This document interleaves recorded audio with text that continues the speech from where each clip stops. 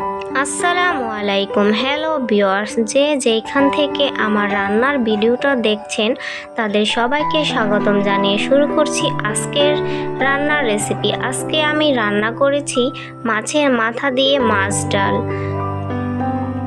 কিভাবে আমি এই ডালটা রান্না করলাম পুরো ভিডিওটি না টেনে আমার সঙ্গেই থাকুন। মাছ ডাল রান্না করার জন্য এখানে আমি হাফ কেজির মতন মাছ ডাল নিয়েছি। এই মাছ ডালগুলোকে এখন আমি বেছে নেব। ডালগুলোকে একটা ছেনিতে নিয়েছি। ছেনিতে নেওয়ার পর ভালোভাবে ডালগুলোকে বেছে নিতে হবে। দেখে নিতে হবে এর মধ্যে কোনো পাথর কিংবা ময়লা আছে কিনা। তাই ডালগুলোকে আমি ভালোভাবে বেছে নিচ্ছি। সমস্ত ডালগুলো আমি বেছে নিয়েছি। ডালগুলো বেছে নেওয়ার পর ডাল থেকে আমি এই ময়লাগুলো বের করেছি। সবাই অবশ্যই বাজার থেকে কোনো জিনিস কিনে নিয়ে আসলে বাড়িতে নিয়ে আসার পর ভালোভাবে যাচাই বাছাই করে পরিষ্কারভাবে ধুয়ে নেবেন। এখন ডালগুলোকে আমি ভেজে নেব। ডালগুলোকে একটা কড়াইয়ের মধ্যে দিয়ে দিয়েছি। ডালগুলোকে অল্প আঁচে আস্তে আস্তে ভাজতে হবে, নয়তো পুড়ে যেতে পারে। পুড়ে গেলে ডালটা খেতে ভালো লাগবে না, তিতা তিতা লাগবে। ডালগুলোকে আমার শাশুড়ি মা ভেজে নিচ্ছে।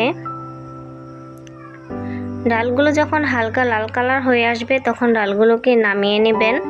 এখন এই ডালগুলোকে আমি ভিজিয়ে রাখবো। ডালগুলো গরম অবস্থায় পানি দিয়ে দিতে হবে। এভাবে করে প্রায় 1 ঘন্টার মতন ডালগুলোকে ভিজিয়ে রাখতে হবে। 1 ঘন্টা পর আমি আবারও ফিরে আসলাম। দেখেন ডালগুলো আমার ভিজে একদম ফুলে গেছে। এখন এই ডালগুলোকে আমি হাতের সাহায্যে ভালোভাবে কষলিয়ে পরিষ্কার পানি দিয়ে ধুয়ে নেব।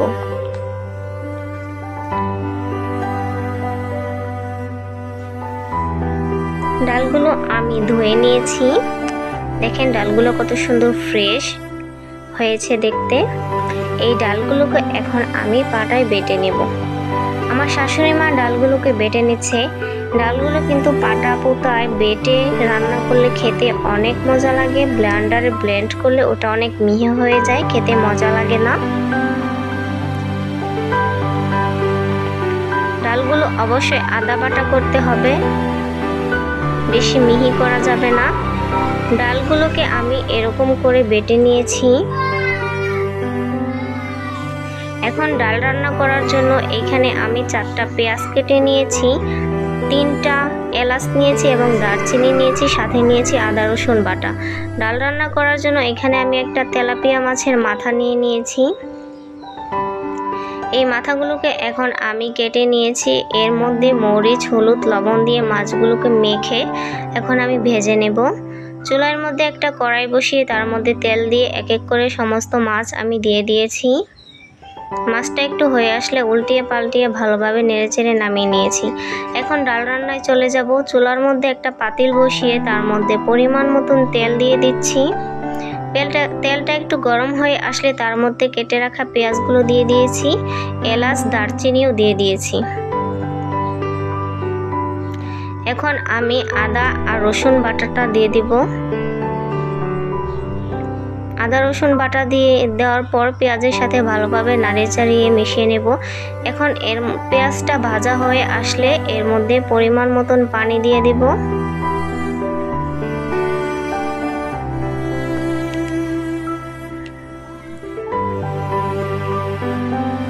পানি দিয়ে দেওয়ার পর এর মধ্যে 1 চামচ পরিমাণ হলুদ দিয়ে দিয়েছি,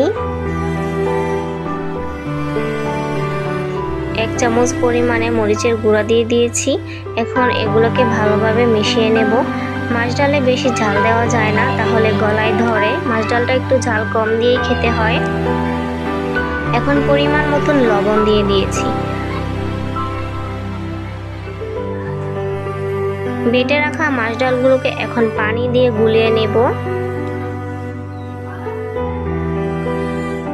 ভালোভাবে কষলিয়ে গুলিয়ে নিতে হবে। তারপর সেই ডালগুলো এখন পাতিলের মধ্যে দিয়ে দেব। পাতিলের মধ্যে দিয়ে দেওয়ার পর একেবারেই আমরা ঝোলটা দিয়ে দিচ্ছি। পরিমাণ মতন পানি দিয়ে দিতে হবে। পানি দিয়ে দেওয়ার পর ভালোভাবে জালে নিয়ে আসতে হবে ডালটাকে। আমার ডালে বলক চলে এসেছে।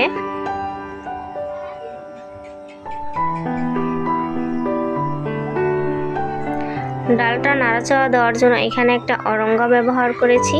এখন ভেজে রাখা মাছগুলোকে ডালের মধ্যে দিয়ে দিচ্ছি।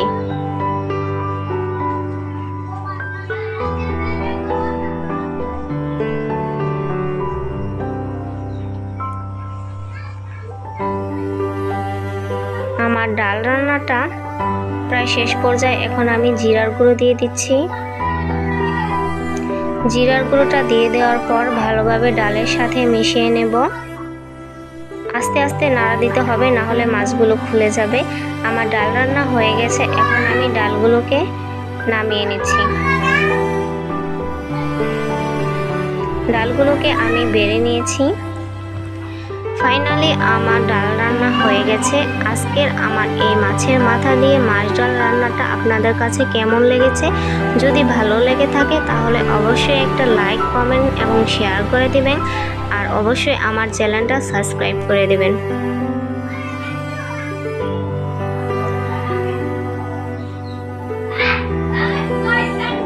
আমার ডাল রান্নাটা খুবই সুন্দর হয়েছে, খেতেও খুব মজা হয়েছিল। অনেকটাই ঘন হয়ে এসেছে ডালটা। নামিয়ে নেওয়ার পর সবাই ভালো থাকবেন, সুস্থ থাকবেন। আসসালামু আলাইকুম।